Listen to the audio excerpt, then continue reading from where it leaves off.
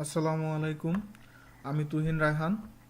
আজকে মূলত আমি কথা বলবো ইউআরএল ডাউনলোড নিয়ে। ইউআরএল ডাউনলোড বা যে যেটাই বলেন না কেন, এটা মূলত কোনো ফাইল ডিরেক্টলি আপনার কম্পিউটারে ডাউনলোড না করে আপনার যে অনলাইন ক্লাউড স্টোরেজ আছে সেখানে আপলোড করা। এটা মূলত আমরা কোনো কিছু আমাদের অনলাইন স্টোরেজে আপলোড করার ক্ষেত্রে আমরা কি করি, ডাউনলোড করে তারপরে সেটাকে আবার আপলোড করি। তো আপনারা চাইলে নেট নেট থেকে কোনো কিছু ডাউনলোড করার সময় ওটা ডিরেক্টলি আপনার কম্পিউটারে ডাউনলোড না করে ডিরেক্টলি আপনি আপনার ক্লাউড স্টোরেজে ডাউনলোড করতে পারবেন। তো আমি আজকে আপনার সেটাই দেখাবো। তো এই জন্য প্রথমে আমরা ব্রাউজারে যাব। ব্রাউজারে যাওয়ার পর এখানে লিখবো আমরা সার্চ বক্সে, গুগল সার্চ বক্সে লিখবো মাল্ট ক্লাউড। মাল্ট ক্লাউড লিখে এন্টার দিব।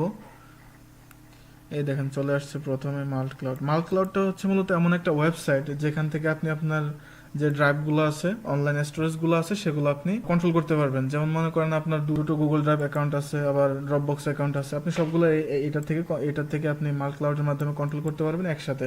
আর মাল্ট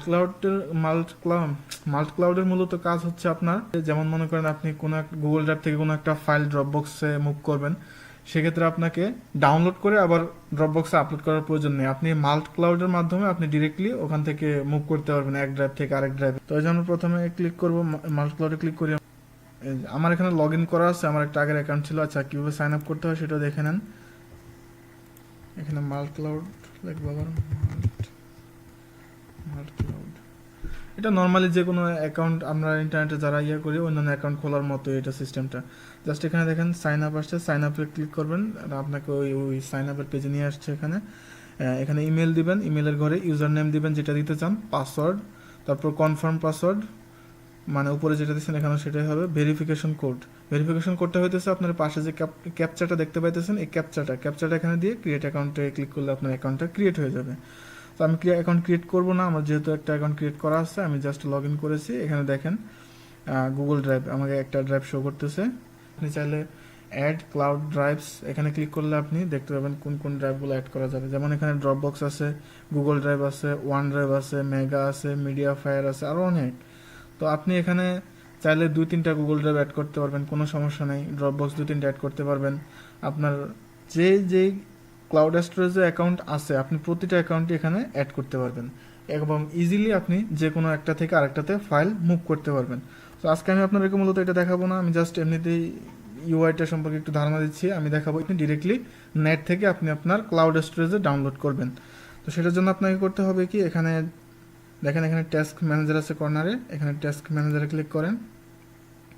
ক্লিক করলে ইউআরএল টাস্ক, আচ্ছা অ্যাড ইউআরএল এখানে আপনি জাস্ট ওখানে আপনার ডাউনলোড লিঙ্ক যেটা আপনি ডাউনলোড করতে চাইতেছেন ওটার লিঙ্কটা এখানে দিলে এখানে অটোমেটিকলি ফাইলের নামটা নিয়ে নিবে। আচ্ছা, আমি আপনাকে একটা দিয়ে দেখাই দিতেছি।